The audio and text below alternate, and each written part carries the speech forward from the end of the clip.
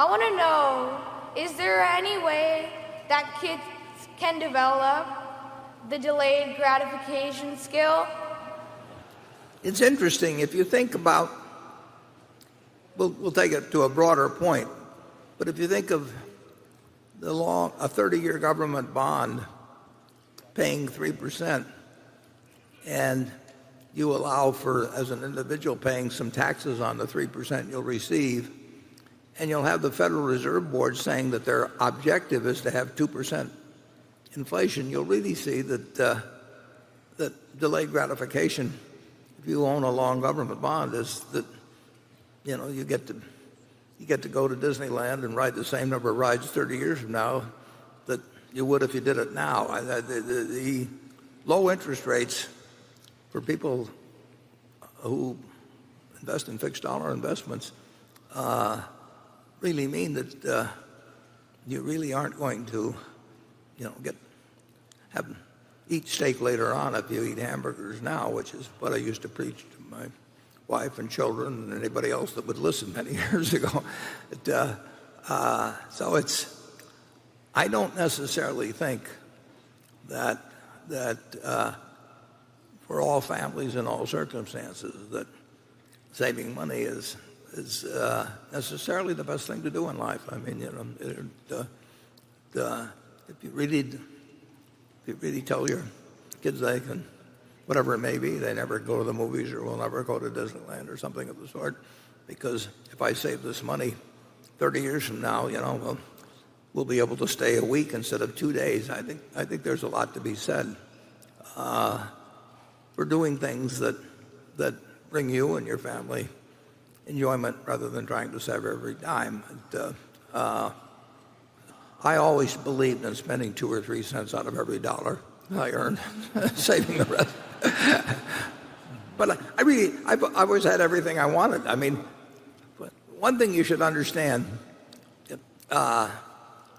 if you aren't happy having $50,000 or $100,000, you're not going to be happy if you have 50 million or 100 million. I mean, a certain amount of money does make you feel, and those around you feel better, just in terms of being more secure in some cases. But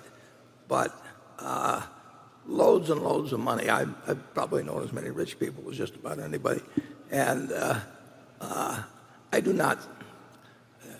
don't think they're happier because they get super rich.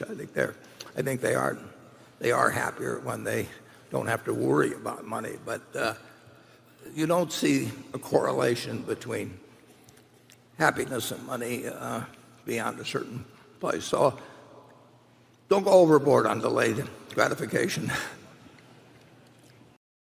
I mean, why do you pick up and quit at 46? It was a funny decision because I loved what I did. I loved my fund. It's sort of like a hot fudge sundae indicator. I mean, 1 hot fudge sundae is good, 2 is not so good. When you have to eat 7, you sort of approach nausea. I had a lot of things I enjoyed. I enjoyed my job. I enjoyed my outside charitable activities. I really enjoyed my family. It all didn't fit. It just didn't fit. If we had a 9-day week or a 10-day week, I might have been able to do it. But in my personality, I probably would have worked 8 days out of the 9-day week. So I had to come to a decision saying, what I want to do the next 20, 30 years. And I decided, this was not what I wanted to do. Do you feel that once you made that decision, people came up to you and said, gee, I know just how you feel. I'd like to do the same thing, but I can't? I thought a lot of people would be critical. A lot of people would be upset. I had over 1 million accounts in Magellan. 1 out of 100 people in the country were in the fund. I received thousands of letters, thousands of telegrams and phone calls, and almost all of them said, gee, I really wish you'd continue to run it, but I think you're doing the right thing. Thank you very much. People that weren't in the fund said, I think it's a smart decision. There was this outpouring of people saying, what a brilliant thing you're doing. I didn't think it was that brilliant. I just did it. What advice do you give those of your generation toying with the idea of getting off the fast track? Well, if they have enough net worth and you're exhausted and you can't do the things you want to do, and you have a lot of young children and you want to spend some time with your wife, it's silly to keep working. I don't remember anybody when they're dying saying, I wish I'd spent more time in the office. I mean, you ought to say to yourself, what's good? What's fun? You have written several best-selling books about how to invest. Your latest, though, is titled Enough: True Measures of Money, Business, and Life. What do you mean enough? Well, the book is premised on a wonderful story, which I really ought to tell you, and that is the story of Kurt Vonnegut, the famous author, and Joe Heller, author of Catch-22, an even more successful author. And they went to a party given by a billionaire on Shelter Island, and right off Long Island there, kind of lifestyles of the rich and famous kind of place. And they get in there, and Kurt says, Joe, see that man over there, our host? He's a billionaire. He's a hedge fund manager. And he made more money today, on this one day, than you have made with every copy of Catch-22 that has ever been sold. And Joe Heller looks over at Kurt Vonnegut and says, that's okay, because I have something he will never have. Enough. Enough. Okay, I get it.